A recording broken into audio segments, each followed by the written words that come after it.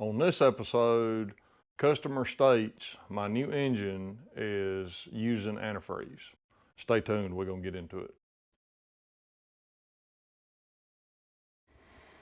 All right, so a little story time. So the customer, the customer brought a Core 5.3 and we rebuilt the engine, put one of our no spring cams in it, but ultimately a stock rebuild plus a cam.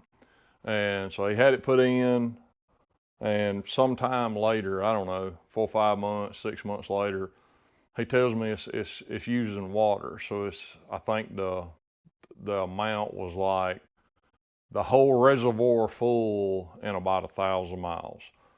So I told him to have it pressure tested and see if we could find a leak, and we'd do whatever it needed to correct the problem. So the shop that put the engine in, they supposedly pressure tested it and told him that there was no leak, so it had to be a head gasket.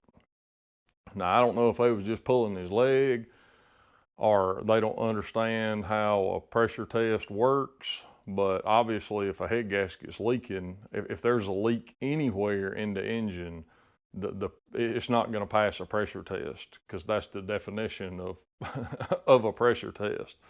So I tried to explain that to him, and so we ended up back and forth. I looked at it and I seen some external stuff that was leaking, and I said, hey, you need to fix this hose, that hose, because you could see that it had been leaking. So they got all of that sorted out and still the same problem. So we sent it to a shop that we had used in the past that's a master GM tech. And so they pressure tested it and said the radiator and something else was leaking. So they fixed the radiator and some hose that was leaking and said that was good. So the customer gets the car back, drives it a while, same problem, same amount of water, nothing's changed.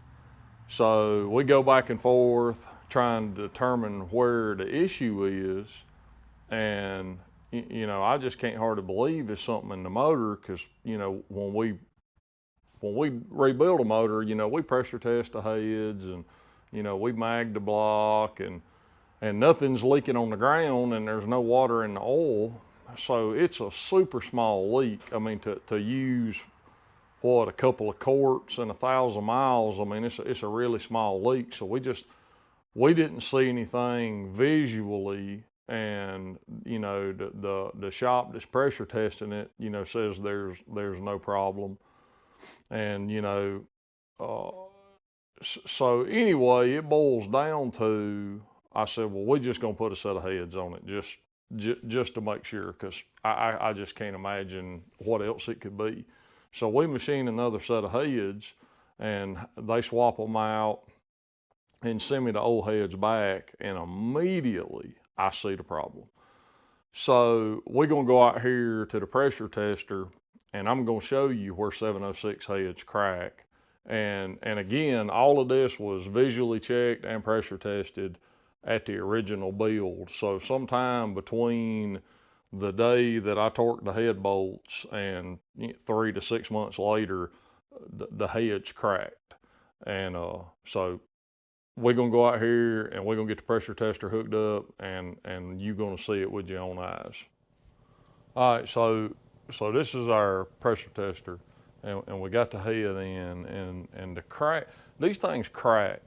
They all do it, and it's the only place they crack that matters. The inner row of head bolts, and it's anybody that does LS stuff knows this. So how all of these shops that pressure tested this thing after that are, LS gurus, how they missed this is beyond me. But we're gonna bring you in here close, and I'm gonna show you that it is leaking and where to look, because most of the time you can visually, you don't even have to pressure test, do none of that. You can visually see the crack. And so let me get the air hooked up. Come on in here, and we'll get it All right, so right here in this area right here, right above the head bolt, that's where they crack. And if I can get my bottle to squirt, there we go. See them bubbles? And that's only like 30, 38 PSI. And you can see it's just steady bubbling. And then if you back up over here, so we got two of them are cracked.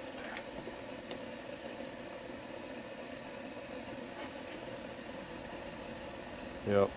And this one ain't leaking as bad as the first one, but you can visually see the crack. And I can see it weeping. Yeah, I can see it weeping up right there. You can see the, and again, I don't got a ton of pressure on it, but it don't take much. It don't take much at all.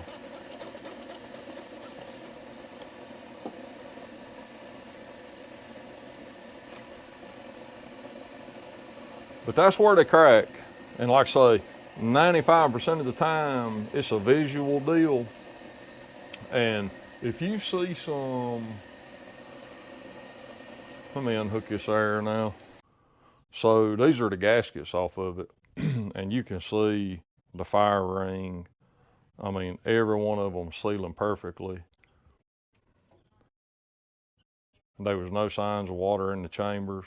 And I was told that there was signs of water in the chambers, but there's not. And like I say, you can see the gaskets not leaking anywhere.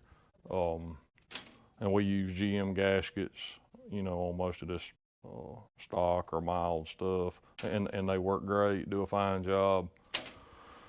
But that episode right there cost us a whole lot of headache. But I'll show you on the inside, a lot of times you'll see, and 317s are the worst, but you'll see a crack here between the valves.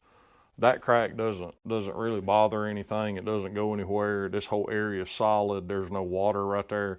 So as long as it's just not opened up, you know, gaping and makes a seat loose, you know, other than that, it's not a problem. But just be aware of that. But you know, you hear about Cash Tech, and that's the Cash Tech emblem. But you hear about Cash Tech 706 is cracking all the time. Just always look here, because that's where the crack's going to be. All right, thank you for watching. Hope that helps. We'll see you on the next one.